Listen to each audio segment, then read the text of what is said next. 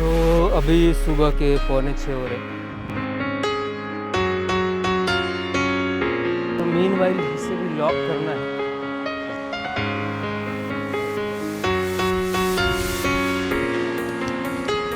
अब रोशनी हो रही है धीरे धीरे, जल्दी जल्दी मैं सेटअप कर लूँ।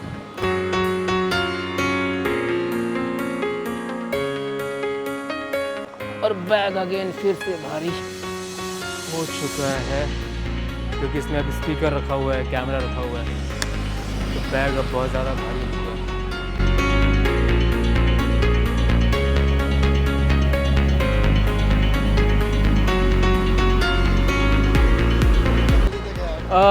मैं 10 बजे तक रहूँगा।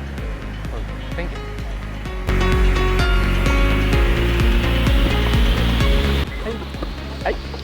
अभी आए क्या घूमने?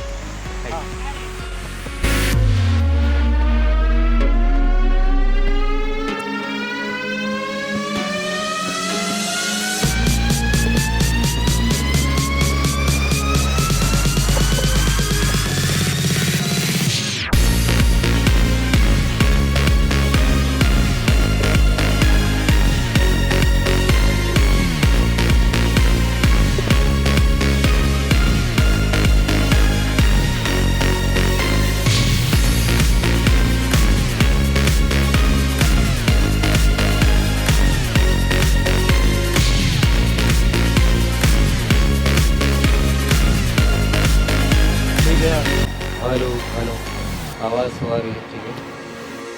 असल में वक्त के साथ जब हमें मोहब्बत सिर दर्द, इरिटेटिंग, इलॉजिकल और भारी भरकम लगने लगा, पर ये चूल भी थी कि हम मोहब्बत करके तो देखें।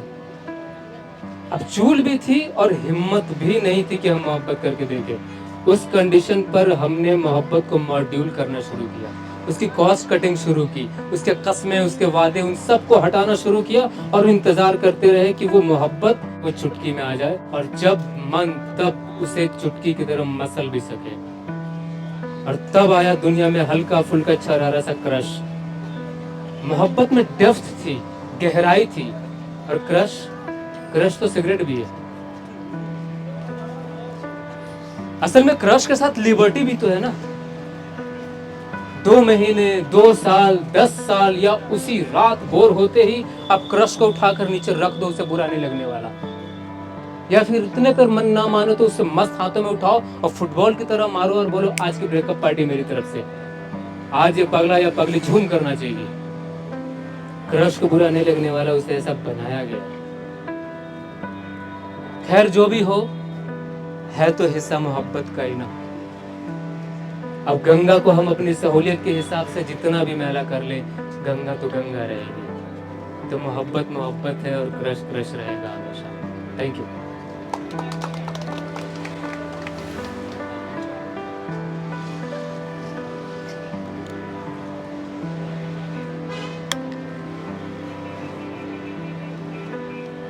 आवाज जा रही थी वहां तक? हाँ, ये जो आप लोग बोलते रहे तो हिम्मत रखो, हिम्मत रखो, हिम्मत रखो, क्या लगता है किसी काम का है? और क्यों हिम्मत रखो? क्यों लोगों को बताता रहूं कि मैं ठीक हूं?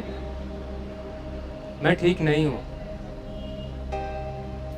मैं ठीक नहीं हूं। घर जाता हूं तो ज़ॉम्बी होता हूं, जहां बैठा हूं बस बैठा रह जाता हूं, और बैठे बैठे दीवारों को घूरता रहता हूं, घूरता रहता हूँ, घूरता रहता हूँ, और एक वक्त के बाद ऐसा लगता है कि वो दीवारें मुझसे बात कर रही हैं और मैं उन दीवारों से बात कर रहा हूँ। और जितने भी लोग मेरे आसपास है, वो उन सब लोगों से वो दीवारें मुझे ज्यादा बेहतर समझती है। अभी जब मैं यहाँ से घर वापस जाऊंगा तो वो दीवारें मेरा हाथ पकड़ के खींचने वाली कि मुझसे बात करो, और अगर मैंने इनकार किया तो ये जो अकेलापन है ना, जिसके अंदर इंसान दब के मरने लगता है, वो अकेलापन मेरी गर्दन दबोच लेगा कि इस दीवारों से बात करो या तो लटक के मर लो, खत्म कर लो सब कुछ। इसलिए मैंने एक अजीब सा हंसने वाला चेहरा बनाना सीख लिया है कि लोगों को पता ना चले कि परेशान है। कैसे आप लोग? बढ़िया? मैं मस्त। लाइफ में कोई प्रॉब्लम ही नहीं है। लेकिन सबसे प्रॉब्लम वाली बात पता है क्या? कल रात से मैं हंसना भूल गया, ये चेहरा ऊपर खींचना बंद हो गया है। मैंने कल बहुत कोशिश की, इसे खींचने की कोशिश की, लेकिन नहीं हंस पाया, बस रोना आ रहा था। अब मैं ये सोच रहा हूँ कि अगर मैं लोगों के बीच में जाता हूँ तो लोगों को पता चल जाएगा कि ओ ये तो परेशान है, फिर आ जाएंगे सब सिंपैथी का पोटला लेकर के, अरे रे रे रे क्या हो गया तुम्हें। अब मुझे इस बात का डर है कि मैं एक ऐसी इमारत, एक ऐसा जर्जर ढांचा बन गया हूँ जो कभी भी भरभरा के गिर सकता है, और एक दिन ऐसा आएगा कि उसी भरभराती इमारत के अंदर मैं दब के मर जाऊंगा, लोगों को कभी पता नहीं चलेगा क्यों मर गया। और इस भरभराती इमारत में मैं खुद रहते हुए डरता हूँ, तो किसकी हिम्मत है कि कौन मेरे साथ आकर रह ले, किसी की हिम्मत नहीं है। तो जब आप उस इमारत के अंदर दब के मर रहे होते हो तो आप बस मर रहे होते हो। ये हिम्मत रखो का भाषण काम नहीं आता। हिम्मत रखो। Thank you.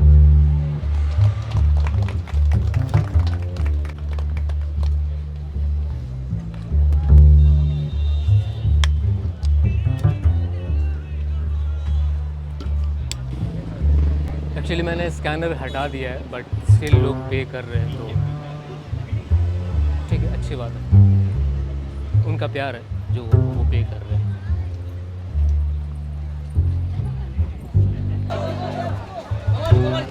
ये बच्चे के लिए ताली हो जाए जोरदार। हाँ जाना भाई, टेक केयर, थैंक यू।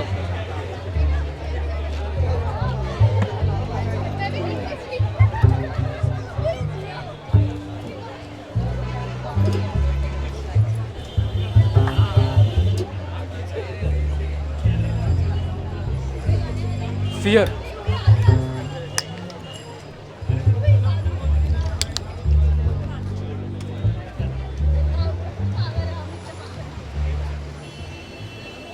मैं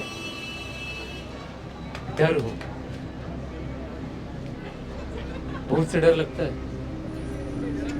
बुरे सपने से, हारने से। ये मेरे बहुत छोटे छोटे रूप हैं। आज मैं अपने जिस रूप के बारे में बात कर रहा हूँ वो बहुत गहरा और काला है।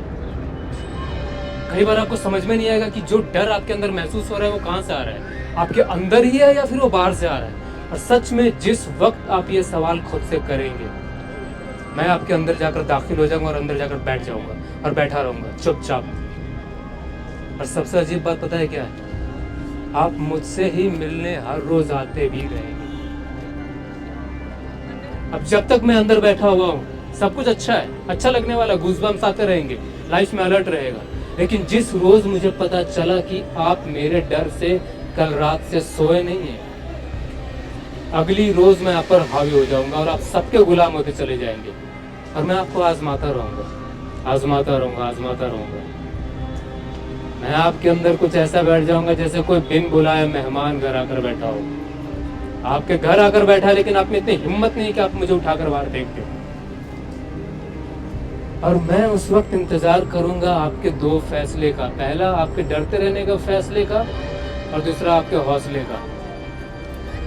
और अगर आप हारे तो मैं आपके जमीर को धूल चटा दूंगा, आपको नीचे बिठाकर आपको एग्जाम करता रहूंगा, परीक्षा लेता रहूंगा। लेकिन उस वक्त भी मैं एक बात का हमेशा इंतजार करूंगा कि आप पलट कर मेरी ही गर्दन दबोच ले और दबाए रखें, तब तक जब तक डर को भी अपने खत्म होने का डर न सताने लगे। और दबाए रखकर छोड़ देना, मारना नहीं, डर को कभी भी मारने की जरूरत नहीं है। असल में मेरी नीयत ये कभी होती ही नहीं है कि मैं आपको डरा कर रखूं। मेरी भी मंशा होती है कि कोई बिगड़ैल, कोई समझदार इंसान मुझ पर राज करे और मुझे बताए कि मैं कौन हूं, हूँ मैं।